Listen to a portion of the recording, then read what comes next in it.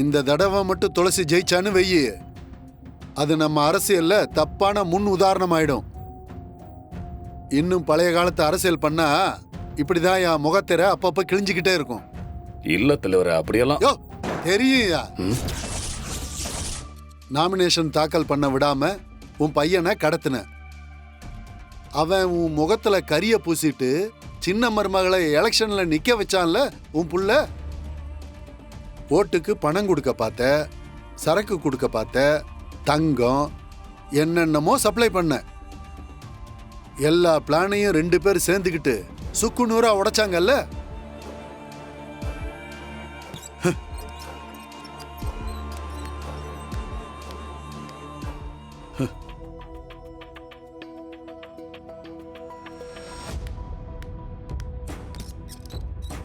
உனக்கு ஒண்ணு புரியல ஈஸ்வரமூர்த்தி.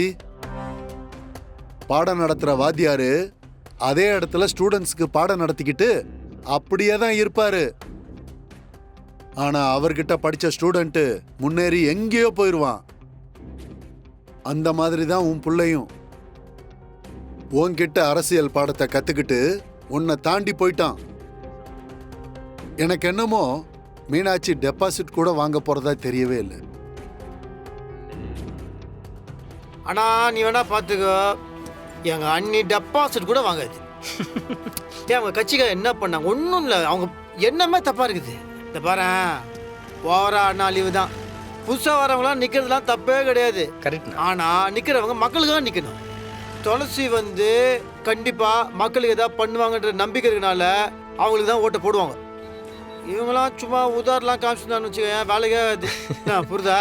நான் ஒன்று சொல்லட்டுமாடா? சொன்ன இந்த கட்சி நல்லா இருந்தது. இன்னைக்கு எங்கள் அப்பாவோட ஈகோனால தான் எல்லாமே ஊதிக்கிச்சு. உங்க அப்பா வளர்ப்பு தானே சரியில்லை. நான் என்ன கலாகிறியா? நோ, ஒன்ன சொல்லண்ணா, அங்க தப்பு பண்ணா தலைமை தட்டி கேட்கணும்ண்ணா. ஒரு தலைமை தானே அதை பண்ணும், அவர் பண்ணல, பண்ணதுனால அழிஞ்சு போறாங்க. அதுல வருத்தப்படுறதுன்னா இது இல்லை சத்யா, லைட்டா வருத்தமாக தான் சத்யா இருக்குது. ஏன்னா செம்ம கட்சி. இந்த கட்சி இன்னைக்கு வளர்ந்துருக்குன்னா அதுக்கு நானும் ஒரு காரணம். ஏன் என் அப்பா இன்னைக்கு எம்எல்ஏ மந்திரியா இருக்காருன்னா அதுக்கு நான் நாய் மாதிரி உழைச்சிருக்கிறேன். ரோடா போய் போஸ்ட் ஓட்டிருக்கிறேன். எவ்வளவு பிரச்சாரம் பண்ணியிருக்கேன் தெரியுமா? அப்படியா? அப்பெல்லாம் நல்லா தான் இருந்தாரு. இப்பதான் நிறைய கூதல் வேலைலாம் போட ஆரம்பிச்சிட்டாரு. இங்க பாரு, நீ என்ன செய்வியோ ஏது செய்வியோ எனக்கு தெரியாது. எனக்கு என் கட்சியில இருந்த செல்வாக்கு குறையவே கூடாது. உன் பேச்சை கேட்டு ஆடுற பொம்பளைய கட்சி சார்பில் நிக்க வச்சான்ல, அது ஏன் தப்பியா? நான் அன்னைக்கே யோசிச்சிருக்கணும். நோ, உங்க அண்ணி சரியான ஜோக்குன்னு மக்கள் புரிஞ்சுக்கிறாங்கண்ணா. ஆமாம் சத்யா, இதை பார் சத்யா, ஒரு விஷயம் இருக்குது. சும்மா மக்களுக்கு முன்னாடி நடிச்சிட்டே இருக்க முடியாது, புரியுதா? இப்போ நிறைய வாலிப பசங்களாம் வந்துட்டாங்க. அவங்களுக்கு நல்லது எது கெட்டது எது எல்லாமே தெரியுது. எதுக்கு எங்கள் அப்பாவை பதவியிலேருந்து தூக்குறாங்க தெரியுமா? ஏன்? இவர் ஏதோ கூதல் வேலை பண்ணாரு, அது மேலே இடத்துக்கு தெரிஞ்சிடுச்சு. மீனாட்சி தோத்து துளசி ஜெயிச்சா அதுக்கப்புறமா கட்சியில் நீயும் இருக்க மாட்ட, உன் மூத்த மருமக மீனாட்சியும் இருக்க மாட்டா. துளசி மட்டும்தான் இருப்பா.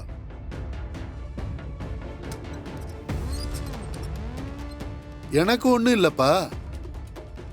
ஜெயிக்கிறவங்களை கூப்பிட்டு கட்சியில் சேர்த்து கட்சியோட எம்எல்ஏ ஆக்கிட்டு போய்கிட்டே இருப்பேன். எனக்கு என் கட்சியோட எதிர்காலம் மட்டும்தான் முக்கியம்.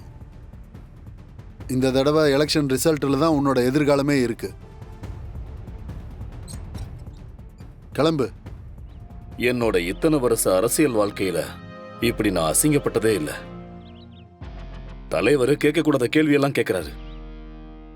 தமிழ்நாட்டில் என் கட்சி பெரிய கட்சியா இருக்கலாம், ஆனா இந்த தொகுதியை என் ரத்தத்தை வேர்வையா சிந்தி வளர்த்துருக்கேன்.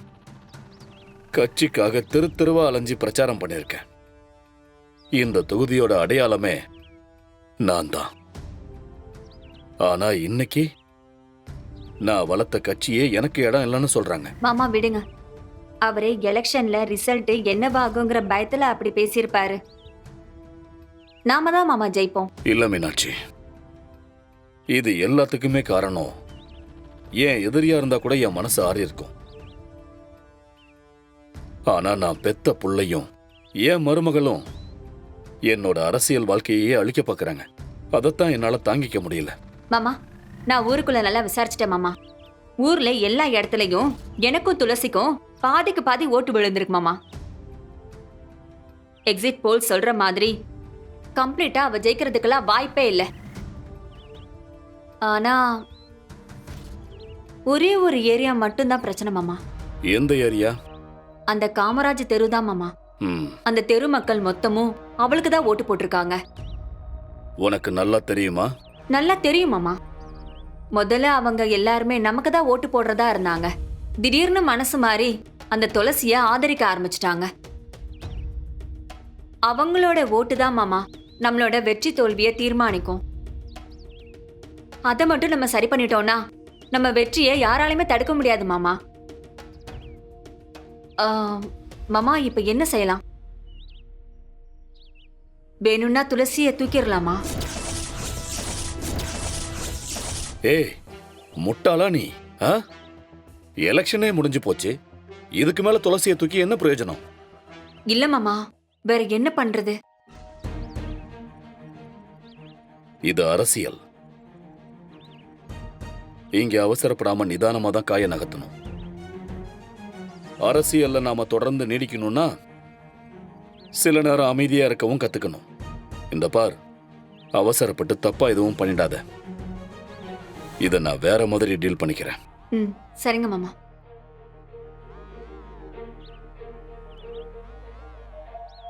நீங்க அமைதியா இருங்க, நான் என்னோட ஆட்டத்தை ஆட தான் போறேன்.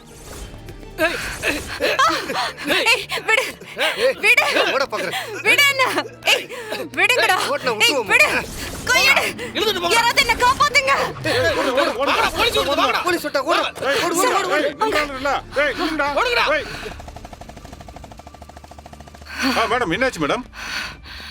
யாருன்னே தெரியல சார். திடீர்னு எனக்கு கடத்த ட்ரை பண்ணாங்க. அங்கிருந்து தப்பிச்சு ஓடி வந்தேன். நல்ல வேளை நீங்க வந்துட்டீங்க. நன்றி சார். இந்த எலெக்ஷன்ல நீங்க தான் ஜெயிப்பீங்கன்னு சொல்லி எல்லாரும் எதிர்பார்த்துட்டு இருக்காங்க.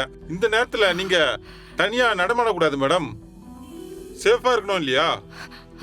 நல்ல நேரத்துல நாங்க வந்தோம், இல்லைன்னா என்ன ஆயிருக்கும்? Thank you so much sir. Sir நான் வரேன் சார். எங்க போறீங்க?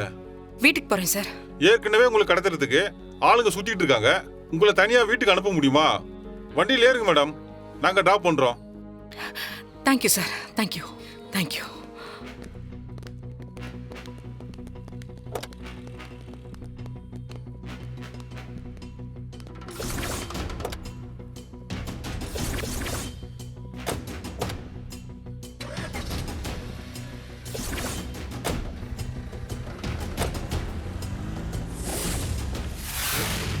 ரவுடி பசங்க 4 பேர் இந்த பொண்ணை கடத்த பார்த்தாங்கப்பா. நல்ல வேலை அந்த டைம் போலீஸ் வந்து அவங்கள காப்பாற்றி கூட்டு போயிட்டாங்க. போலீஸா? ஆமாம். எப்போ? இப்போதான், இங்கே கொஞ்ச நேரத்துக்கு முன்னாடி. இந்த பக்கமாக தான் போனாங்க. தேங்க்யூ. சரி.